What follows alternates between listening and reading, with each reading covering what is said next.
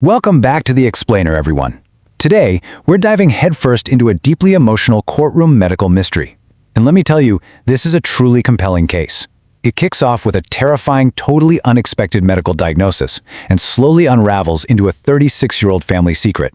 Ultimately, this is a story about identity, trust, and the absolutely profound lengths a mother will go to in order to protect the health of her child. So, let's get right into it. Our story actually begins with this incredibly powerful statement from our plaintiff. Her name is Quiata Sims. She's a 36-year-old nurse, and she stood right in front of a judge and explained that she had discovered a terrifying gap in her family's medical history. I mean, just imagine dealing with a severe, chronic illness and suddenly realizing that the medical history you've been told your entire life simply doesn't add up. It's a scary place to be. So let's move into part one of this story, the medical catalyst and the search for answers. Now, you might be wondering, how on earth does a lupus diagnosis unravel a family secret that's been buried for nearly 4 decades?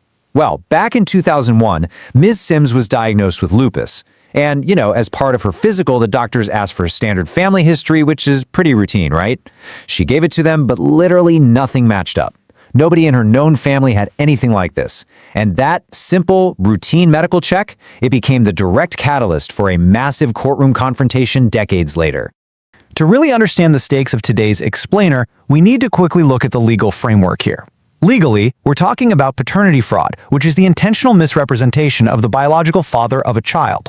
Because her medical background had these glaring discrepancies, Miss Sims took the pretty extraordinary step of suing her own mother, Miss Smith, and the man she always knew as her father, Mr. Johnson. She was claiming that they had intentionally deceived her for 36 years. And the pressure here, it was just mounting over a truly terrifying timeline. Let's look at how this played out. In 2001, she gets that lupus diagnosis. Then, during nursing school, her medical training really kicks in. She starts researching the disease process and realizes, hey, autoimmune diseases can be highly hereditary. But then, the real terror strikes. Just a couple of years ago, her own young daughter began showing similar physical health ailments. As a nurse and a mother, Miss Sims realizes this lack of genetic history isn't just a puzzle anymore. It's a direct threat to her child's health. She absolutely had to find out the truth.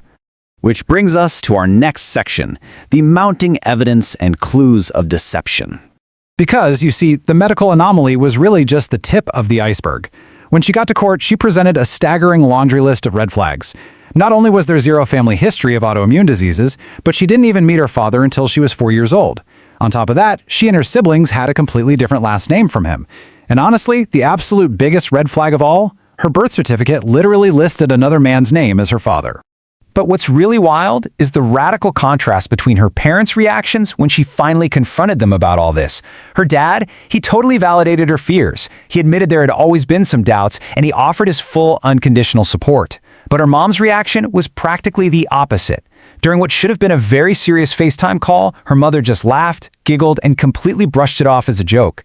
You can only imagine how distressing that kind of dismissal was for a daughter who is literally just searching for life-saving medical answers. Okay, let's step into our third section, the cab stand confession, where we start untangling this timeline. The backstory of how her parents actually got together is honestly a bit chaotic. It went exactly like this.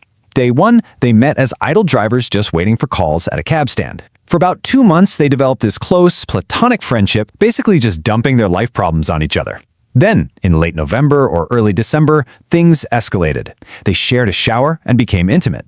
But then, 2 to 3 months later, the mother realizes she's pregnant and abruptly cuts ties. And why did she disappear? Well, because she was actually in a serious relationship with another man at the exact same time. But you want to know the most shocking detail of all? 1. That's right, their intimate sexual relationship lasted exactly 1 single day. When the mother confirmed this fact in court, it drew literal gasps from the audience. A massive 36-year mystery, all stemming from 1 single afternoon.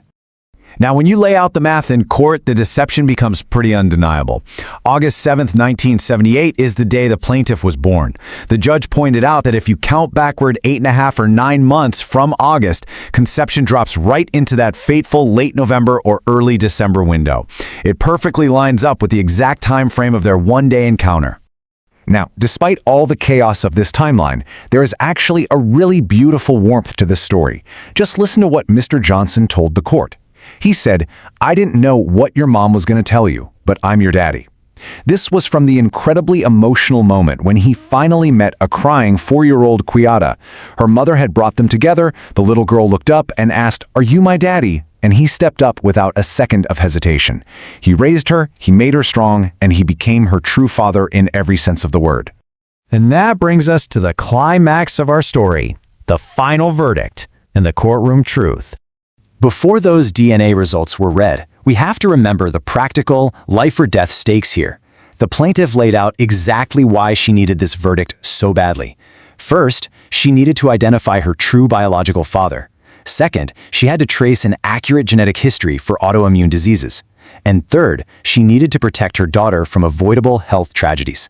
You see, Miss Sims had tragically already lost one child in her life, and she absolutely refused to lose another to something that could be managed or avoided with accurate medical information. Then, the moment of truth. The judge opens the envelope from DNA Diagnostics, and the results? Completely definitive. Mr. Johnson, you are the father.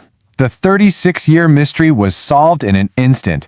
The courtroom absolutely erupted in cheers, and I gotta tell you, the sheer joy and relief washing over Mr. Johnson's face was just unforgettable.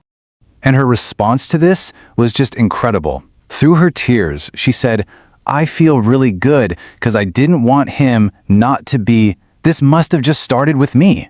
Through all that immense relief, she realized that the medical mystery was ultimately just a genetic anomaly. It originated with her. It wasn't some malicious family lie after all. The man who raised her, the man who shaped her entire life, was indeed her biological father all along.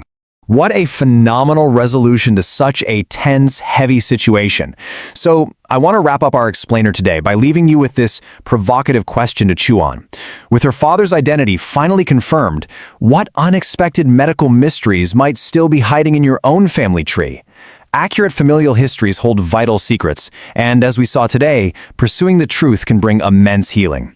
Thank you so much for joining me on this explainer, and keep exploring the fascinating structures of the world around us. See you next time.